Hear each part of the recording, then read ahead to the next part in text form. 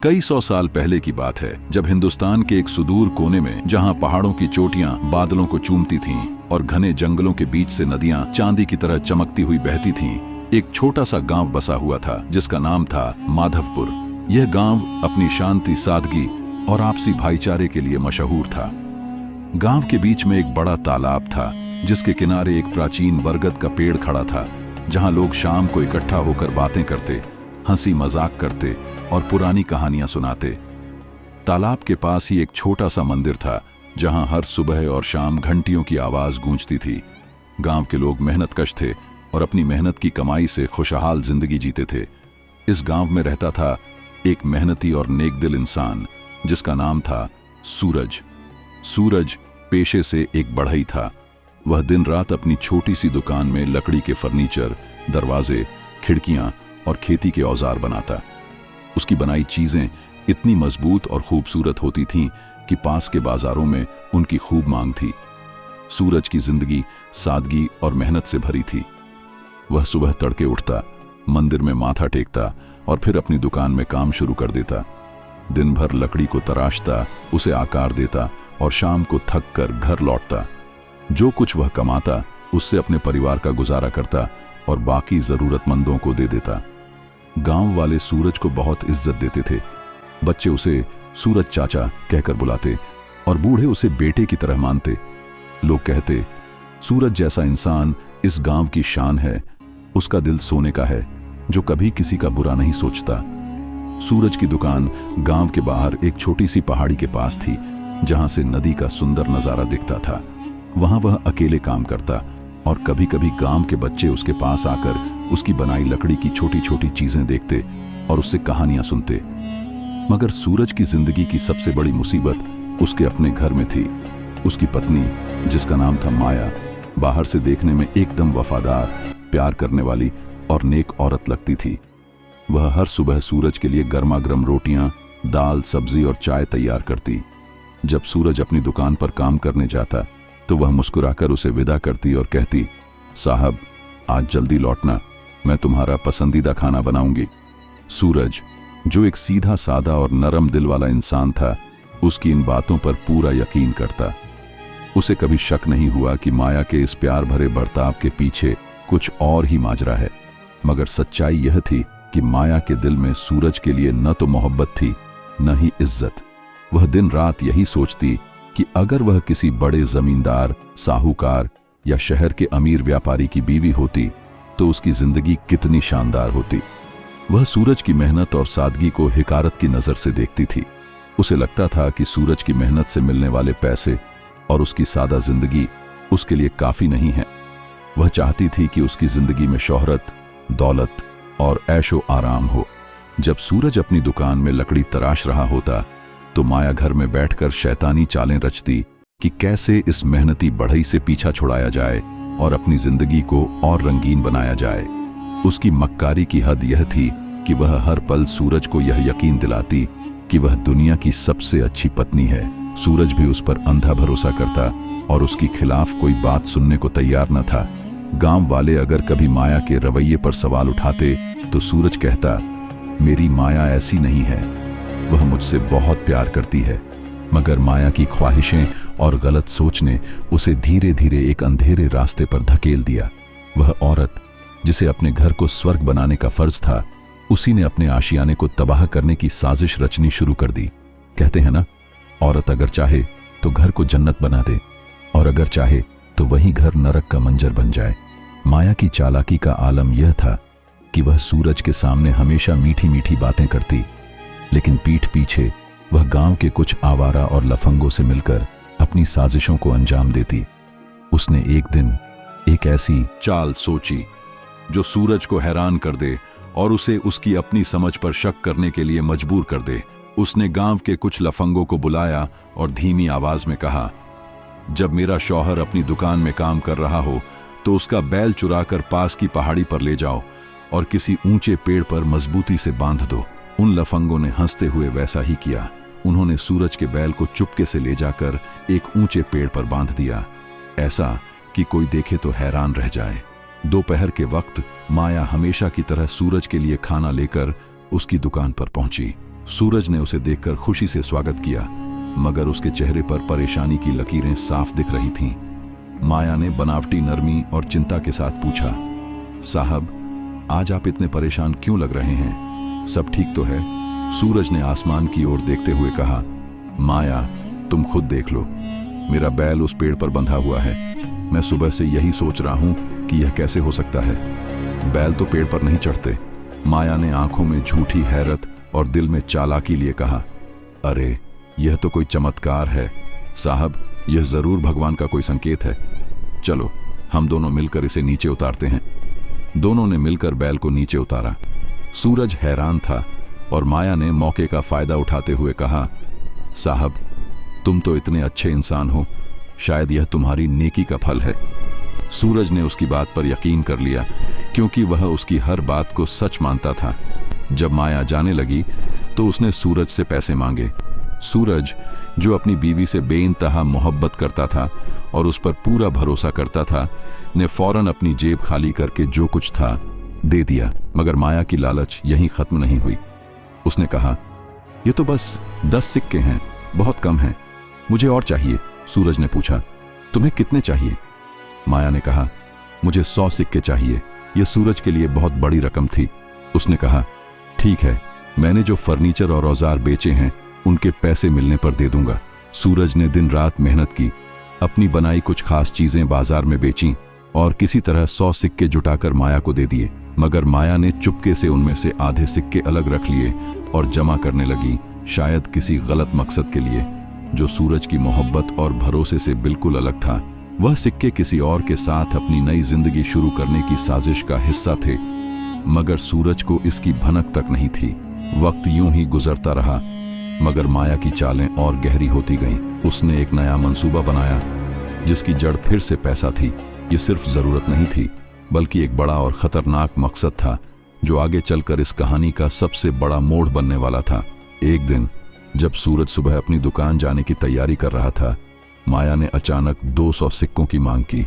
यह रकम इतनी बड़ी थी कि सूरज के चेहरे पर हैरानी साफ झलकने लगी। उसने प्यार भरे लहजे में कहा, माया, 200 सिक्के कोई छोटी रकम नहीं है, बताओ इतने पैसों से क्या करोगी? माया ने फौरन बनावटी गंभीरता और हमदर्दी का मुखौटा पहनकर कहा, साहब, मेरी छोटी बहन बहुत बीमार है, उसके इलाज के लिए ये पैसे चाहिए। सूरज, जो एक नेक और सच्चा इंसान था, ने बिना शक किए कहा, ठीक है, तुम दोपहर का खाना तैयार करो, मैं कुछ इंतजाम कर लूंगा। ये सुनकर माया के चेहरे पर झूठी खुशी की लहर दौड़ गई, जैसे वह जानती थी कि उसकी चाल फिर कामयाब हो गई। उसने कहा, ठीक है साहब, बताओ आज क्या बनाऊं? और यूं एक और दिन गुजर गया। मगर सूरज को क्या पता था कि जिसे वह अपनी जिंदगी की हमसफर समझता था, वही उसे धीरे धीरे किसी बड़े धोखे की ओर ले जा रही थी। दोपहर में जब माया खाना लेकर सूरज की दुकान पर पहुंची तो उसने चुपके से 3 बड़े बड़े कछुए साथ लाए। इन्हें रास्ते में कहीं छिपा दिया और दुकान के पास पहुंचकर सूरज को खाना परोसा। फिर चुपके से उन कछुओं को सूरज की दुकान के पास की मिट्टी में छिपा दिया। सूरज ने उसकी तारीफ की, नमाज पढ़ी और फिर काम में जुट गया। कुछ देर बाद जब वह मिट्टी खोद रहा था, तभी एक कछुआ निकला, फिर दूसरा, फिर तीसरा। वह हैरान होकर चिल्लाया, माया, जल्दी आओ, ये क्या, मिट्टी में कछुए निकल रहे हैं। माया दौड़कर आई और बनावटी हैरत व खुशी का नाटक शुरू कर दिया। अरे साहब, यह तो आपकी करामत है, ऐसा कैसे हो सकता है? सुभान अल्लाह। फिर जल्दी से बोली, मैं ये कछुए ले जाती हूँ, शाम को कुछ बनाऊंगी। वैसे साहब, आपको वो 200 सिक्के याद है ना, जो मैंने सुबह मांगे थे? सूरज ने अपनी जमा पूंजी खर्च की, यहाँ तक कि अपनी दुकान का कुछ सामान और एक पुराना बैल बेचकर 200 सिक्के जुटाए और माया को दे दिए। माया मुस्कुराकर घर चली गई और सूरज फिर काम में जुट गया। मगर माया की साजिश यहीं खत्म नहीं हुई। उसने अब और बड़ा मंसूबा बनाया। वह चाहती थी कि सूरज को पूरी तरह से तोड़ दे, ताकि वह उससे तलाक ले सके और अपनी नई जिंदगी शुरू कर सके। उसने गांव के एक लफंगे साहूकार के बेटे रमेश से गुप्त मुलाकातें शुरू कर दी थीं। रमेश एक ऐसा शख्स था जो बाहर से तो बहुत अमीर और शानदार लगता था, मगर अंदर से वह लालची, बेईमान और बेरहम था। माया को उसकी दौलत और शोहरत ने आकर्षित किया और उसने सोचा कि वह रमेश के साथ अपनी जिंदगी को और बेहतर बना सकती है। उसने रमेश के साथ मिलकर सूरज को और परेशान करने की योजना बनाई। एक दिन माया ने सूरज से फिर से 300 सिक्कों की मांग की। सूरज ने हैरानी से पूछा, माया, इतनी बड़ी रकम अब किस लिए चाहिए? मैंने तो अभी 200 सिक्के दिए थे। माया ने फिर से झूठा बहाना बनाया, साहब, मेरी बहन की तबीयत और बिगड़ गई है, अब उसे शहर के बड़े हकीम के पास ले जाना पड़ेगा। सूरज ने गहरी सांस ली और कहा, ठीक है, मैं कोशिश करूंगा। उसने दिन रात मेहनत की, अपनी दुकान में और ज्यादा समय बिताया और गांव के कुछ लोगों से उधार लेकर 300 सिक्के जुटाए। मगर माया ने इन पैसों को भी चुपके से रमेश को दे दिया, जो उसकी साजिश का हिस्सा था। सूरज को इस बात की भनक तक नहीं थी। माया का रवैया अब और सर्द होने लगा। वह सूरज से बात करना कम कर देती, खाना बनाना छोड़ देती और उसकी हर छोटी बात पर ताने मारती। वह कहती, तुम जैसे गरीब बढ़ई के साथ मेरी जिंदगी बर्बाद हो गई। मैं तो किसी साहूकार की बीवी बनने के लायक थी। ये शब्द सूरज के दिल में तीर की तरह चुभते, मगर वह चुप रहता। उसे लगता कि शायद माया किसी परेशानी में है और वह उसका साथ देगा, मगर माया की मंशा कुछ और थी। उसने अब सूरज को पूरी तरह से तोड़ने की ठान ली थी। एक दिन जब सूरज अपनी दुकान पर काम कर रहा था, माया ने फिर से एक नया खेल रचा। उसने रमेश और कुछ लफंगों के साथ मिलकर सूरज की दुकान में आग लगाने की साजिश रची। उन्होंने रात के अंधेरे में दुकान में आग लगा दी और सूरज का सारा सामान जलकर राख हो गया। जब सूरज सुबह दुकान पर पहुंचा तो वह टूट गया। उसकी मेहनत, उसका सामान, सब कुछ बर्बाद हो चुका था। वह माया के पास गया और रोते हुए बोला, माया, ये सब कैसे हुआ? मेरी दुकान तो मेरी जिंदगी थी। माया ने बनावटी आंसू बहाए और कहा, साहब, ये तो कोई साजिश होगी, शायद किसी ने जलन में ऐसा किया। सूरज ने उसकी बात पर यकीन कर लिया, मगर उसका दिल टूट चुका था। गांव वालों ने सूरज की मदद की कोशिश की, मगर उसकी जिंदगी अब पहले जैसी नहीं रही। माया ने अब अपना आखिरी दांव खेला। उसने सूरज से कहा, साहब, मैं अब इस गरीबी और मुसीबत में नहीं रह सकती। अगर तुम मेरी खुशी चाहते हो तो मुझे तलाक दे दो। ये सुनकर सूरज का दिल टूट गया, जैसे जमीन उसके पैरों तले से खिसक गई हो। वह हैरान होकर बोला, माया, तुम क्या कह रही हो? मैंने तो तुम्हारे लिए सब कुछ किया। माया ने चेहरा फेर लिया और कुछ नहीं कहा। सूरज ने सोचा, शायद वह गुस्से में है या किसी बात का दुख है, मगर माया बार बार यही बात दोहराने लगी। सूरज को धीरे धीरे एहसास हुआ कि यह सब सोची समझी साजिश है। उसने माया का ठंडा रवैया भी बर्दाश्त किया, खामोशी से सब सहता रहा। मगर कुछ दिन बाद माया ने लड़ाई झगड़ा शुरू कर दिया। वह सूरज पर चिल्लाती, ताने मारती और कहती, मैं इतनी खूबसूरत हूं, किसी बड़े आदमी के लायक थी।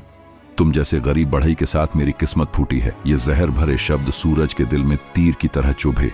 उसने सोचा, शायद वह गुस्से में है, मगर हकीकत यह थी कि माया पहले से ही सूरज से छुटकारा चाहती थी। उसने पैसे जमा करके खुद को मजबूत किया और अब बहाने बना रही थी। एक दिन गुस्से में आकर सूरज ने माया पर हाथ उठाने की कोशिश की। माया ने चीखना शुरू कर दिया, मेरा शौहर मुझे मार रहा है, ये पागल हो गया है। पड़ोसी जमा हो गए। सूरज सफाई देता रहा, मगर माया की चीखों ने सबका दिल जीत लिया। लोग उसे ही बुरा भला कहने लगे। सूरज, जो इज्जतदार था, टूट गया। उसने रातों को तन्हाई में आंसू बहाए, सोचता रहा कि वह जिसे सब कुछ मानता था वही उसे धोखा दे रही थी। आखिरकार मामला गांव के काजी के पास पहुंचा। काजी ने दोनों को बुलाया और पूछा, बताओ क्या माजरा है? सूरज ने धीमे लहजे में सारी दास्तान सुनाई कि कैसे माया ने उससे पैसे लिए, कैसे उसका रवैया बदला और कैसे वह अब तलाक मांग रही है। माया की बारी आई। उसने आंसुओं का नाटक किया और बोली, काजी साहब, यह शख्स मुझे मारने की धमकियां देता है, मेरी जान को खतरा है, मुझे इससे छुड़वा दीजिए। सूरज ने कहा, मैं इसे मोहब्बत करता हूं, मगर यह मुझे बेइज्जत करती है। मैं तलाक देने को तैयार हूं, बस मेरे 100, 200 और 300 सिक्के वापस कर दे। माया ने हंसकर कहा, काजी साहब, ये पागल है। बैल पेड़ पर चढ़ता है, मिट्टी में कछुए निकलते हैं, ये झूठ बोल रहा है। काजी ने गहरी सोच में डूबकर 2 दिन की मोहलत दी। इन 2 दिनों में सूरज ने गांव वालों से बात की और कुछ लोगों ने उसे बताया कि माया को रमेश के साथ देखा गया है। सूरज को अब सारी साजिश समझ में आने लगी। उसने काजी के सामने सारी बात रखी, मगर माया ने फिर से झूठ बोला। काजी ने आखिरकार तलाक का हुक्म दे दिया और कहा, जो सच पर है अल्लाह उसी के साथ होगा, झूठा कभी बच नहीं सकता। सूरज ने आंसुओं के साथ तलाक दे दी और चुपचाप घर चला गया। माया ने चेहरे पर जीत की मुस्कान सजाई। कुछ महीनों बाद माया ने रमेश से शादी कर ली, मगर रमेश न कमाने के काबिल था न इज्जत के लायक। उसने माया को मारना पीटना शुरू कर दिया। माया के जमा किए पैसे खत्म हुए तो रमेश ने उसे छोड़ दिया। माया दर दर भटकने लगी। लोग उस पर भरोसा नहीं करते थे।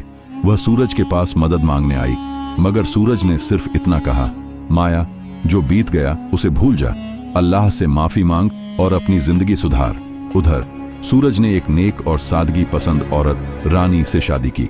रानी ने सूरज को सुकून, इज्जत और प्यार दिया। अल्लाह ने उन्हें औलाद दी और सूरज की दुकान फिर से चल पड़ी। गांव वालों ने उसकी मदद की और उसका काम पहले से भी ज्यादा बढ़ गया। माया को अपनी गलती का एहसास हुआ, मगर वक्त निकल चुका था। वह अब गांव में अकेली रह गई और लोग उससे कतराने लगे। इस कहानी का सबक यही है कि सब्र और शुक्र से जिंदगी की हर कमी को खूबसूरती में बदला जा सकता है। दुनिया फानी है, असल कामयाबी रिश्तों को निभाने, इज्जत कमाने और सच्चाई पर चलने में है। अगर शौहर या बीवी अपनी किस्मत पर सब्र करे, अल्लाह का शुक्र अदा करे, तो वही उनके लिए बेहतरीन रास्ता है। हर इंसान में खामियां होती हैं, मगर सच्चाई, वफादारी और मेहनत से जिंदगी को जन्नत बनाया जा सकता है। मुझे उम्मीद है कि इस कहानी से आपको बहुत कुछ सीखने को मिला होगा। अगर ऐसी और सबक देने वाली कहानियां सुनना चाहते हैं तो मेरे साथ बने रहें।